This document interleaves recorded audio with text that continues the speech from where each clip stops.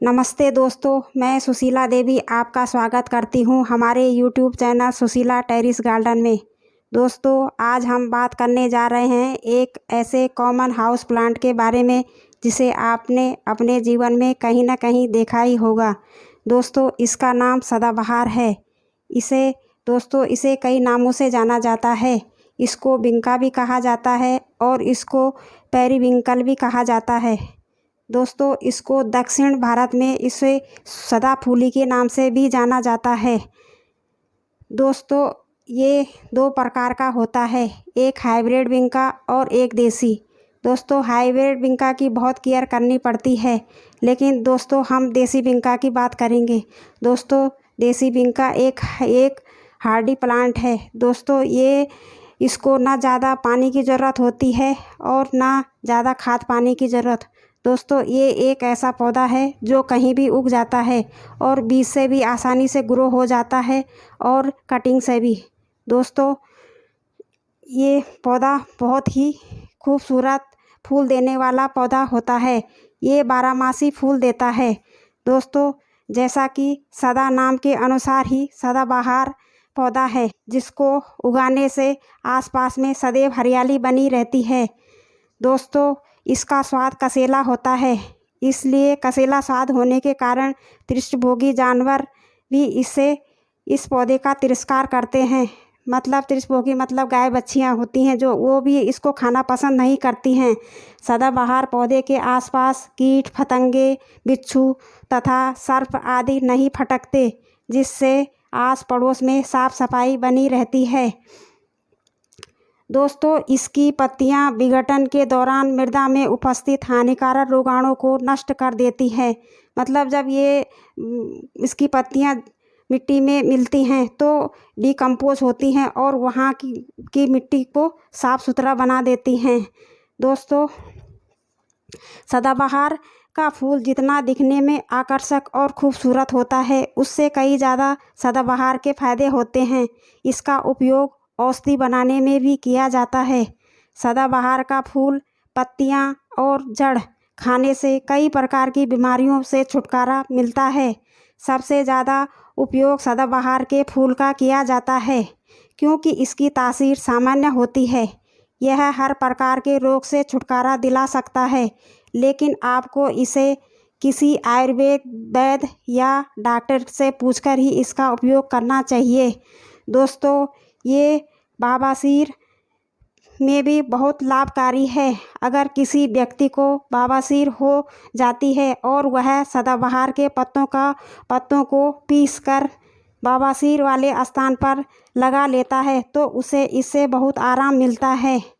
और दोस्तों, जैसे फोड़े फुंसी और किसी घाव हो जाता है तो उसके भरने में भी यह बहुत काम आता है। इसकी सदाबहार की पत्तियों को पीसकर घाव वाले स्थान पर लगा लें, इससे घाव जल्दी भर जाएगा। अगर आपके शरीर पर किसी जगह फोड़े फुंसियाँ हो गई हैं लेकिन वह पक नहीं रही हैं, इसके लिए आप सदाबहार के पत्तियों को तेल में गर्म करके फोड़े वाले स्थान पर लगाएं। इससे फोड़ा जल्दी पक जाएगा और मवाद बाहर आ जाएगी, जिससे कि घाव बहुत जल्दी भर जाएगा। दोस्तों, ये एलर्जी में भी बहुत फ़ायदा करता है। अगर किसी व्यक्ति के शरीर पर एलर्जी के लाल निशान हो गए हैं और वह उनसे परेशान है तो इसके लिए सदाबहार के कुछ पत्ते लेकर इसके बाद उसको उसका पेस्ट बना के एलर्जी वाले स्थान पर लगाइए। इससे बहुत जल्दी ही राहत मिलेगी। और दोस्तों, खाज खुजली हो जाती है तो उसके लिए भी, अगर किसी व्यक्ति को खाज खुजली हो गई, इससे खाज खुजली हो रखी है तो उसको भी सदाबहार के पत्तों का लेप लगाकर खाज खुजली वाले स्थान पर दिन में 2 बार लगाइए दोस्तों, तो उसमें भी आपको आराम मिलेगा। दोस्तों, अगर जैसे मधुमक्खी या ततैया काट लेती है तो अगर आप जहाँ पर मधुमक्खी ततैया ने काटा है उस स्थान पर भी लाल पड़ जाता है और दर्द होता है, ऐसे में अगर आप सदाबहार के फूल व पत्तों का रस कटे हुए स्थान पर लगाते हैं तो उससे भी खास उससे भी दर्द में राहत मिलेगी और खुजली भी नहीं होगी। दोस्तों चेहरे पे भी बहुत काम आता है ये।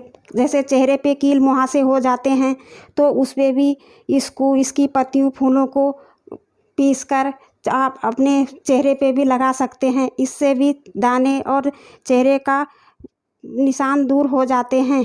दोस्तों बालों में भी आप इसको लगा सकते हो। बालों में दोस्तों इसके फूल होते हैं जो उनको सुखा के और पीस के उनका चूर्ण बना ले, और जब भी आप कोई कंडीशनर लगा रहे हैं सर में तो उसके साथ थोड़ा सा एक चुटकी मिला के बालों में लगाइए दोस्तों, तो आपके बाल मजबूत हो जाएंगे। जैसे झड़ रहे हैं तो नहीं झड़े। और दोस्तों ये कैंसर में भी बहुत लाभकारी है।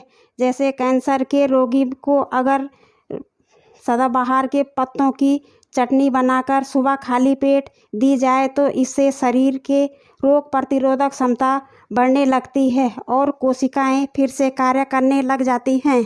दोस्तों ये डायबिटीज़ और ब्लड प्रेशर को भी कंट्रोल करता है।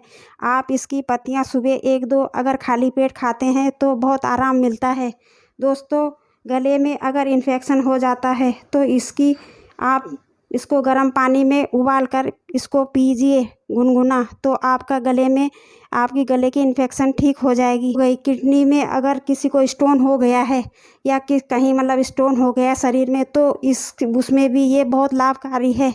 लेकिन दोस्तों अगर आप बाहरी त्वचा पे कहीं इसको लगा रहे हैं या 1-2 पत्ती खा रहे हैं तो ठीक है, लेकिन अगर आप इसका ज़्यादा इस्तेमाल करेंगे तो आप किसी आयुर्वेद डॉक्टर की सलाह पे ही करिएगा। दोस्तों अगर आपको मेरी ये जानकारी थोड़ी भी पसंद आई हो तो मेरे चैनल को लाइक और शेयर कीजिएगा और सब्सक्राइब कर दीजिएगा।